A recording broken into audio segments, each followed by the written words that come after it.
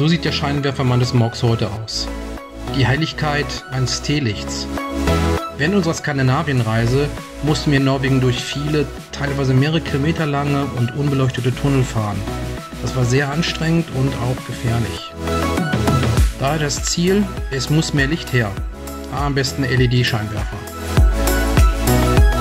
Am Markt findet man einige Anbieter, wie zum Beispiel Hella, die entsprechendes Equipment anbieten. Dabei ist man aber sehr schnell bei einigen tausend Euro. Im Unimog-Forum bin ich dann auf einen Bericht von Stefan gestoßen, der von einer günstigeren Alternative berichtet hatte. Er hat 8900 Evolution 2 von JW Speaker eingebaut. Kosten für die Scheinwerfer lagen unter 1000 Euro.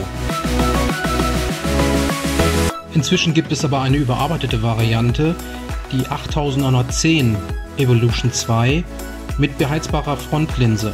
Das macht viel Sinn, da LED wenig Wärme abstrahlen und sich im Winter daher Schnee und Eis festsetzen können. In Europa findet man über Google einige Treffer über die Modellbezeichnung 8910 Evolution 2. In den USA sollte man jedoch über die Herstellermaterialnummer suchen. Dies wäre bei der Chrom-Version 0554461 und für die schwarze Version 0554481.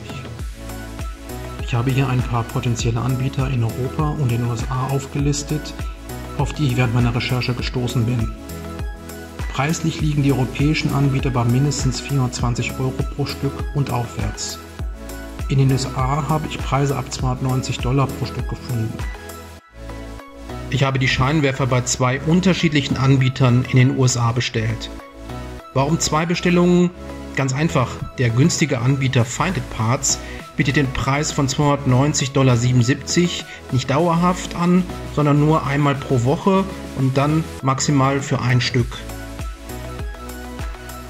Was sofort auffällt: Trotz zusätzlicher Kosten für Porto und Zoll sind die beiden Scheinwerfer zusammen über diesen Weg 22%, das heißt 186 Euro günstiger als beim günstigsten Anbieter in Deutschland, den ich gefunden hatte. Nachteil: Wartezeit von 2 bis 3 Wochen.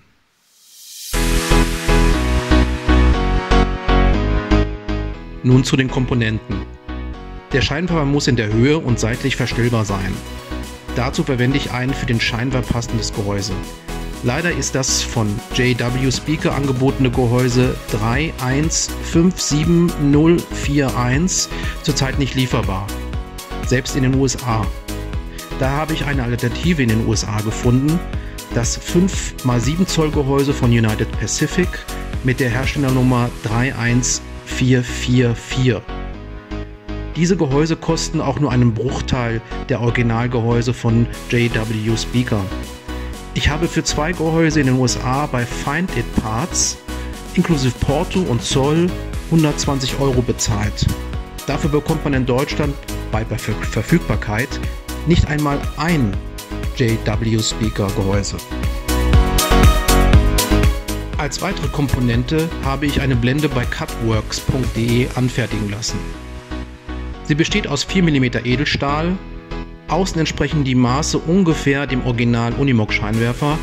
Innen passt das Gehäuse von United Pacific perfekt hinein.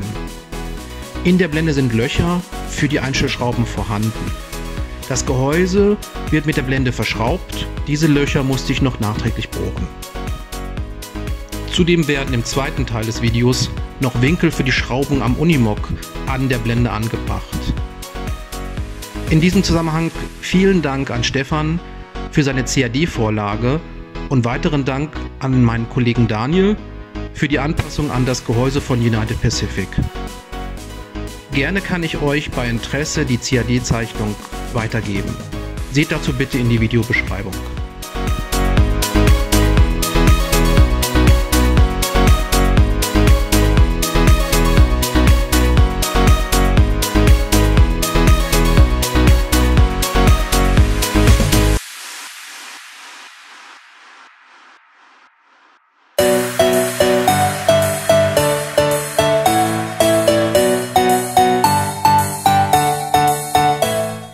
Im zweiten Teil werde ich die Scheinwerfer fertigstellen.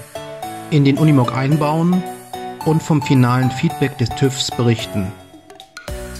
Ich hoffe, das Video hat euch gefallen und ich würde mich freuen, wenn ihr meinen Kanal abonniert. Neben dem zweiten Teil zum LED-Scheinwerfer werde ich auch noch vom Einbau des Gramma-Fahrersitzes Chicago und von den TÜV-Anforderungen dazu berichten. Weitere Themen folgen. Bis dahin alles Gute, Gruß Mike.